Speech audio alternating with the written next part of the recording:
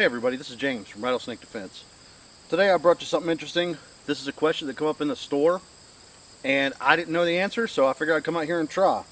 So what I have here is a Benelli M4 with the 1014 collapsible stock. Semi-auto. This is about as nice as they get. High-end semi-auto tactical shotgun. What I want to compare it to is the Toros Sila Seya. This is a Four Peaks import copy of a Benelli M4 tactical shotgun. I've been told by a few people that these are actually really good reproductions. They shoot and handle very much similar.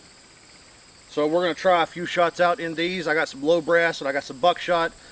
Do some rapid fire stuff, and let's see if this $3,000 Benelli can hold its own against a $750 shotgun. So give me a little bit, I'll get them loaded up and we'll try it out.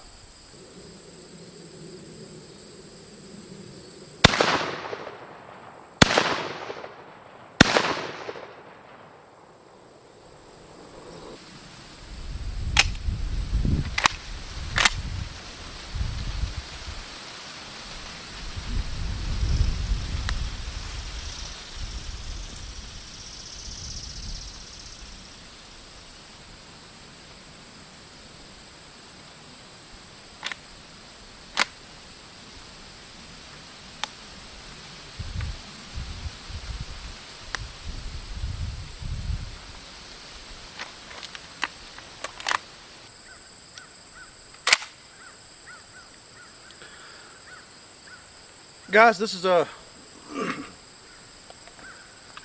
good time as any to talk about something. I come out here, I got everything ready, I got targets laid out. I got the M4 I borrowed off my buddy.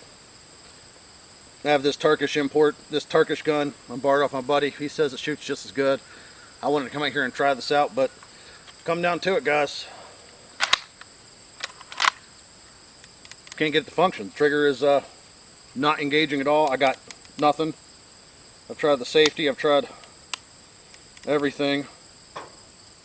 I guess we'll have to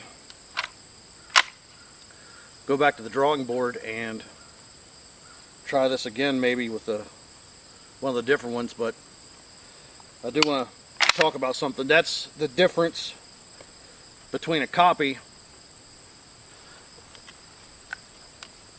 and the real thing. So even if that gun does shoot as well, as smooth and as fast, if I were just now depending on this gun for my safety, it let me down. So I'll retry this review a little bit later. This is why you spend the extra money on the good stuff.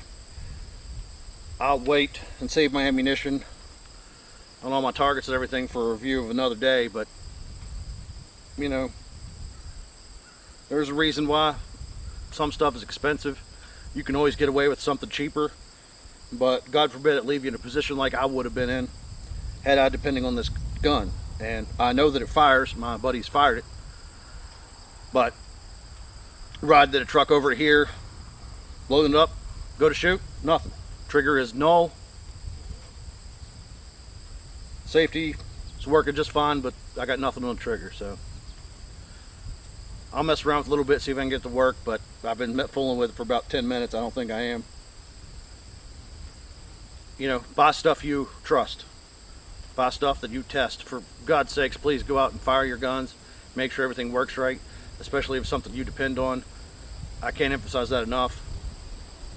Please make sure that your firearms are completely operational, because if you go to depend on one and if it malfunctions, then there's usually not a plan B. So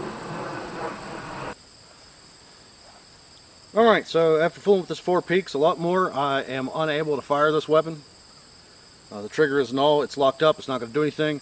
I'm going to go back home, get it on the bench, take the trigger group out, and we'll see what the problem is. I'll be back shortly. All right, so we've had our failure in the field. We've come back to here. I have disassembled the gun, trying to figure out exactly what happened. A null trigger is a strange thing. And what I have here is that the hammer is essentially moving free. There's no hammer spring or any pressure whatsoever. What has happened is the hammer spring is a cylinder that sits down in here and pushes up that way on the hammer. And if I get it here and wiggle this thing a little bit, it'll pop up. There it goes. Now it's actually popped up where it's supposed to be, so at this point right now I have a functioning hammer. But if I sit here and work the action on this a couple times, and just like clockwork, there you go, it sticks down. It's not coming up. It's not returning back to its position it's supposed to. I've yet to figure out exactly why. It looks like the machining is just off kilter a little bit, like it's kept catching a little bit of a ledge that's in this main trigger group. So again, guys, you know, I don't want to play it off like this is a really cheap gun. This is about an $800 shotgun, but had I depended on this today to save my life, I would have been found wanting. So I expected this to perform as well as the Benelli M4, and here I am with one that I guess I'll have to send back for repair. It's not going to work like it is, and I don't see any way I can get in here and fix it. So maybe spending the extra money is the way to go. I don't know. Let me know what you guys think, and thank you very much.